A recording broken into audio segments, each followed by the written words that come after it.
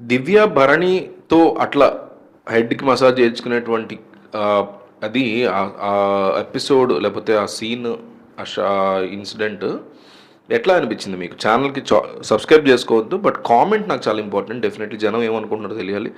ఈ కామెంట్స్ దివ్య ఫ్యామిలీ, దివ్య పీఆర్ చూస్తారు. Bharani family, Bharani PR చూస్తారు. మిగతా వాళ్ళందరూ ఫ్యామిలీస్ పీఆర్స్ కూడా చూస్తారు. ఎస్పెషల్లీ సుమన్ శెట్టి వాళ్ళు కూడా చూస్తారు. సో డెఫినెట్‌లీ మిస్ అవ్వకుండా కామెంట్ మస్ట్ అండ్ షుడ్‌గా కామెంట్ చేయండి. నేను కామెంట్ మాత్రమే అడుగుతున్నా. సో దివ్య అట్లా అక్కడ చేసినటువంటి ఆ బిహేవియరు పర్వాలేదు, తప్పేం లేదు. తప్పుందని అట్లా సారీ, పర్వాలేదు, కొంచెం అతి అనిపించింది. ఈ రెండిట్లో ఒకటి మీరు పక్కగా కామెంట్ చేసి వీడియో చూడడం కంటిన్యూ చేయండి.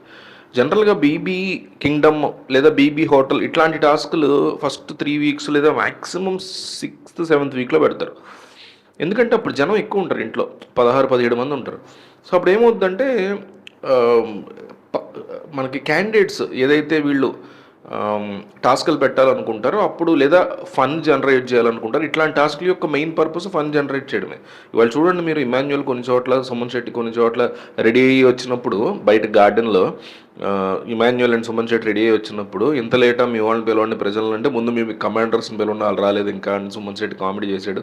భరణి వస్తుంటే ఇంకా అతను ఎక్కువ బెండ్ అవ్వలేదు అంటే, ఎక్కువసార్లు బెండ్, ఎక్కువసార్లు 4 సార్లు బయటికి వెళ్ళి వచ్చాడు ఇప్పటికే అని ఇమాన్యుయల్ కౌంటర్ వేసాడు భరణికి. ఇట్లా ఫన్నీగా చాలా బాగుంటుంది అనేసి ఇట్లాంటి టాస్క్లు పెడుతూ ఉంటారు.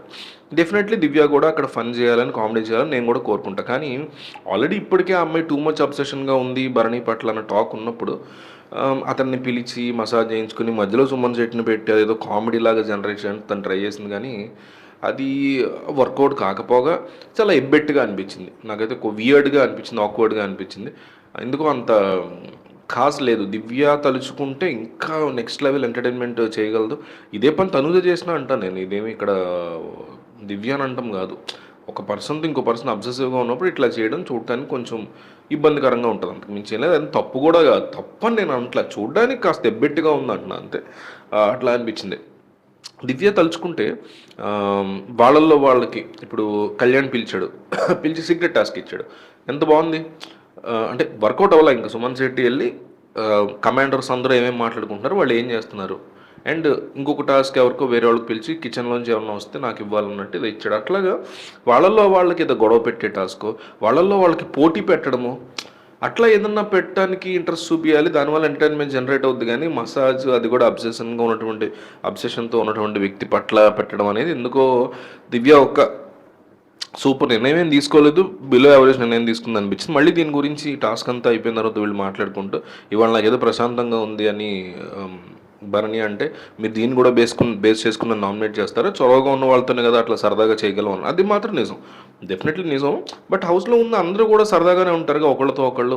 కోర్స్ కొంచెం ఎక్కువ సరదా ఉండేవాళ్ళు ఉంటారు కొంతమంది. బట్ అందరూ కూడా ఎన్నో రోజుల నుంచి ఉంటున్నారు. దివ్య కూడా వైల్డ్ కార్డే, కానీ first wild card, 5 star wild card కాదు కాబట్టి అందరితో సరదాగా ఉండేటువంటి మనిషి దివ్య. వేరే వాళ్ళు ఎవరన్నా అక్కడ ఇన్వాల్వ్ చేస్తుంటే ఫన్ క్రియేట్ అయ్యేది కావచ్చు. ఎందుకంటే ఇమాన్యుయల్ అంటే తనకు మసాజ్ చేయాలన్న ఉద్దేశం కదా. రాజుకి మసాజ్ ఇమాన్యుయల్తో చేయించడం, హెడ్ మసాజ్.